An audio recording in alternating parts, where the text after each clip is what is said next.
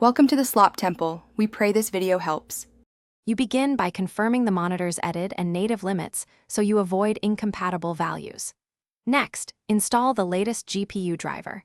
If previous drivers caused issues, run the in safe mode and then reinstall. Once done, launch your GPU control panel with administrator rights so changes persist system-wide. Make sure to note the monitor's max resolution and refresh rate. You will use those figures to build a safe custom mode, not guesswork or trial and error that triggers the error. You now create the custom mode using the GPU control panel or CRU. Choose exact pixel clock and timing that match the EDID.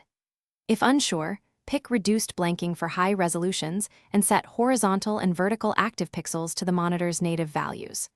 Once created, apply and test.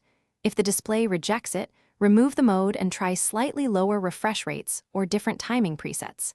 Make sure to test only one variable at a time so you know which parameter fixed the incompatibility.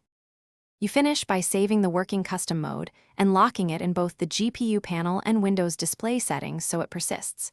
If problems continue, revert to the previous driver or swap the cable. DisplayPort versus HDMI matters, and some adapters block high bandwidth. Once done, reboot and validate across applications. If nothing helps, reset the monitor to factory defaults, then reread or re-import the EDID and recreate the mode. This single troubleshooting step often clears phantom incompatibility. Thanks for watching. Consider subscribing if we helped you.